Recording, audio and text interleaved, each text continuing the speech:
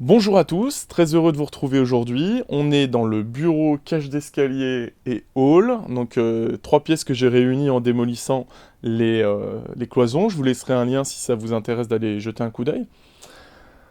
Et donc, j'ai décidé de ne pas filmer la totalité du chantier parce que c'est quasiment les mêmes étapes, à peu de choses près que dans la chambre numéro 1 et la chambre numéro 2, que je vous mettrai aussi en lien en haut à droite, si vous voulez aller jeter un coup d'œil aux playlists. Mais je m'étais engagé à partager avec vous certains points particuliers qui sont un peu différents de ce que j'avais fait à côté. Et donc, ici, je dois mettre en place ma trappe de visite. Alors, l'ancienne trappe était ici, mais elle était vraiment trop étroite. J'ai décidé de la déplacer et de la mettre dans l'ancien chevêtre, je crois que c'est le mot consacré, de la cheminée. Une cheminée que j'ai supprimée. Je vous mettrai en lien la vidéo sur la démolition si ça vous intéresse. Et donc, malheureusement, le chevêtre est un peu trop étroit pour ma trappe de visite. Alors, il faut que j'explique un peu mieux, je pense, pour que vous compreniez bien. C'est des combles donc, dans lesquels je vais devoir accéder de façon ponctuelle pour vérifier mon toit. J'espère que ce ne sera pas le cas, mais pour faire du dépannage électrique, on verra. Et il y aura de l'isolant en vrac. Alors pour pas que l'isolant descende par la trappe, j'ai besoin de faire une sorte de tunnel d'une quarantaine de centimètres de hauteur pour retenir la ouate de cellulose qui sera dans les combles perdus. Et malheureusement, le tunnel ne passe pas dans le chevêtre actuel. Il est trop étroit de quelques centimètres, pas grand-chose, hein, mais donc je vais devoir déplacer cette solive et cette solive.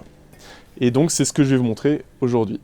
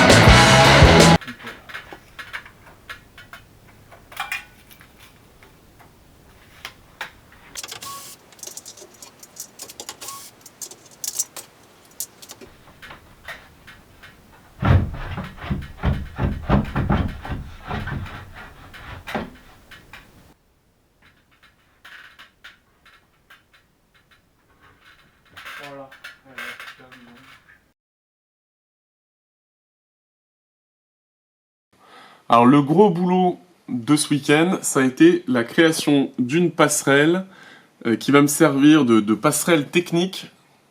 Donc j'ai rajouté une passerelle au-dessus du solivage existant. Et pourquoi? Parce que j'ai décidé de mettre de l'isolant en vrac sur tout ce qui est plafond. Et je vais mettre certainement 36 cm d'isolant en vrac. Et j'avais besoin que ma passerelle technique soit au-dessus du niveau de l'isolant pour pouvoir marcher dessus tranquillement sans avoir à tâtonner avec le pied, etc.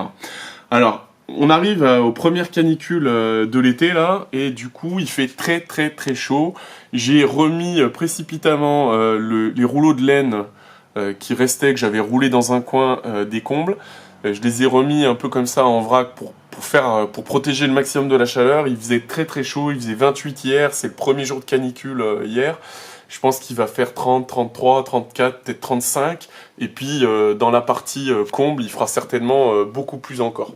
Donc on voit assez mal la passerelle. Ce que je ferai, c'est que je vous la filmerai à un moment où il n'y aura plus d'isolant et on verra bien ce que j'ai pu faire, et notamment en faisant des plans à partir des combles, on verra mieux je pense. J'avais dit que je vous ferais quelques images de la passerelle vue des combles. Donc c'est ce que je fais aujourd'hui. Donc ici on voit l'endroit où j'ai déplacé l'accès au comble, hein, qui était ici. Donc j'ai surélevé, hein, comme je vous le disais, j'ai surélevé la passerelle pour que la passerelle soit au-dessus ou à niveau de l'isolant terminé. Donc là je me suis fait une petite arrivée quoi, pour sortir de la trappe de visite. Et ici il y a une passerelle qui fait toute la longueur de la maison, qui va jusque de l'autre côté. Là j'ai une boîte de dérivation, ça me permet d'accéder à tout, sans avoir besoin de marcher dans l'isolant ou de galérer. Tout ça c'est vissé. Je me suis fait une petite avancée ici, là où j'ai mis mes outils, qui me permet d'arriver directement au-dessus de mon tableau électrique. Donc ça me permet de pouvoir dépanner, ou j'espère que ce ne sera pas le cas, mais en tout cas ça me permet de le faire. Voilà. On peut voir ici du frein vapeur que j'ai mis sur les côtés pour empêcher que ma ouate de cellulose déborde et vienne remplir l'espace entre les tuiles et les chevrons dans la partie rampant, ce qui aurait pour effet d'empêcher le fait qu'il y ait un flux d'air qui permette de ventiler la sous-toiture, et pourquoi pas même occasionner des points de rosée, c'est-à-dire des endroits où les tuiles gèleraient, avec comme conséquence de les dégrader, hein, forcément. Ici on voit le bout de tuyau que j'ai mis pour mon extracteur d'air de salle de bain. Donc c'est une astuce qui m'a été renseignée par le vendeur de matériel électrique, hein, qui m'a dit de mettre ça quoi. Donc je l'ai chauffé au décapeur thermique parce que le diamètre 100 ne rentrait pas dans l'extracteur. Et du coup en le chauffant, c'est rentré nickel, il n'y a pas de souci. C'est une bonne astuce.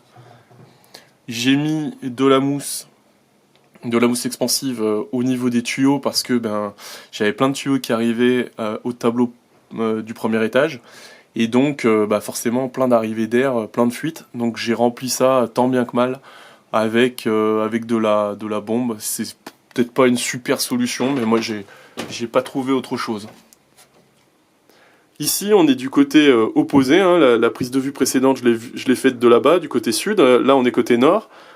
Là c'est la chambre numéro 1. Et ici, la chambre numéro 2, on peut apercevoir l'arrivée électrique du premier étage, hein, l'arrivée générale du premier étage. Les fils, les câbles de com qui arrivent, j'ai 4 câbles de com, le télérupteur pour la cage d'escalier, etc. Enfin, pas mal de choses. Voilà, on peut toujours voir mon système un peu anti-basculement là pour pas que la ouate file. Donc j'ai pris de la marge, hein, ça devrait pas déborder, je suis tranquille de ce côté-là. Là, j'ai retiré toute la laine de verre, ça a été une vraie partie de plaisir. J'ai encore des démangeaisons partout. Donc j'ai fait ça avant-hier. Ça a été, bon, ça n'a pas été très rigolo, mais bon, c'est fait. Et puis après-demain, je m'apprête à mettre de la ouate de cellulose donc partout. J'ai fait ce choix parce que ça me semble être un choix au niveau écologique et au niveau performance qui me paraît bon. J'aurais pu remettre de la laine de verre en flocons, mais j'ai préféré investir sur la ouate de cellulose qui me paraît un produit plus sain, plus adapté. L'avenir nous le dira en tout cas.